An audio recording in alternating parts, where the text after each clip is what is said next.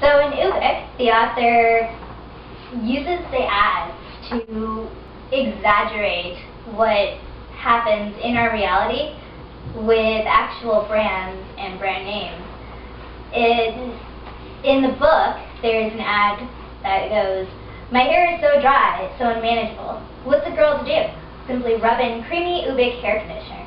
In just 5 days, you'll discover new body in your hair, new glossiness, and Ubik hairspray, used as directed, is absolutely safe." Do you guys think that this is an exaggeration of how ads are in our world? Or is this actually what we do? Well, I believe that Ubik is kind of a satire of brands being unanimous for certain products. For example, Kleenex is obviously tissues, but nobody says tissues. We say, like, hey, can I have a Kleenex? My nose is stuffed. What about Kraft Dinner for macaroni and cheese? Like, you want that sweet, creamy Kraft Dinner, not that crap dinner. That's no name. And then there's obviously Styrofoam, which is a trademark name for polystyrene. So, like, I guess Ubik just kind of represents that. Like, Ubik is hairspray, bras, shaving cream. And it's sort of like how Kleenex represents all of the tissues. Kraft Dinner represents all the macaroni and cheese, and Styrofoam represents all the polystyrene. And they don't even have to tell you, when they have a brand that you recognize, they don't have to tell you that it's going to be better than the others. Just having that brand name tells us that it's going to be better. We just know it, even if it's probably not. Oh no, you go ahead. So many of the products in the book are playing on our insecurities as people. There are social norms that we have to, attain and follow, and we don't want to look, quote unquote ugly. We want to be beautiful, and we have to groom ourselves. But it's kind of like, who are we really doing this for? Are we doing it for ourselves, or are we really just doing it for show?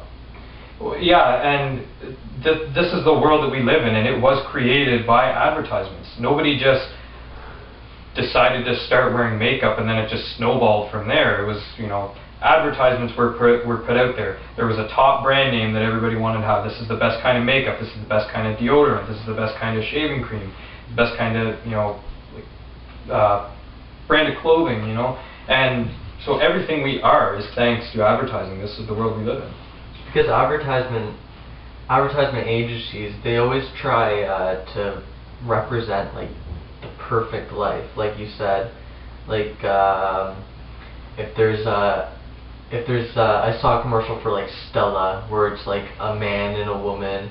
They're in France or something, and they're just walking through perfect aesthetics, and they're both beautiful. And then they crack open a Stella, and they're looking at the sunset or whatever, and it's just a representation of just this perfect life that we really want, and then the brand at the center of it. Well, yeah, capped off with drinking Stella. They have that life, and then Stella is their, that's their drink of choice. Yeah, and it's something unattainable. I mean, who really lives a life like that? No one. But no. Also, the brand, I guess the brand Ubik in the book, it's just used for everything. It's kind of the same way that companies tend to start taking over other businesses and start to make other products to spread their brand even more and advertise for their other products at the same time.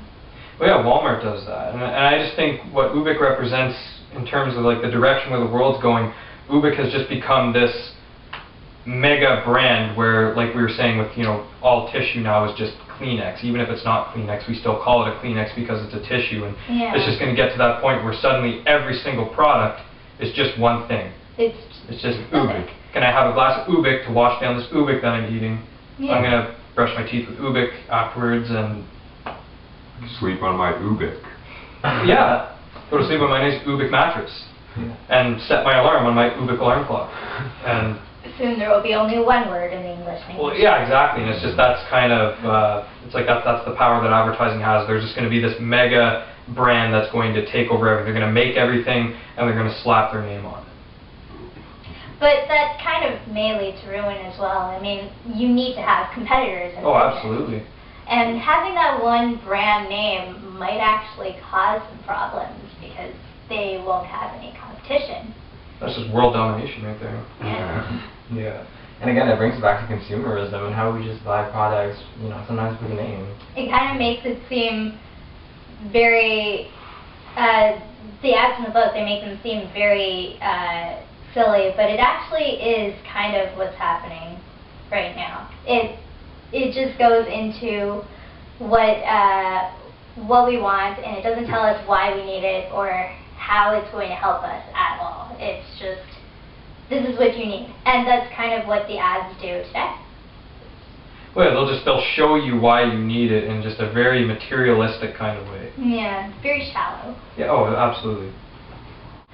Well, if you guys have any questions or you have any comments, leave one below.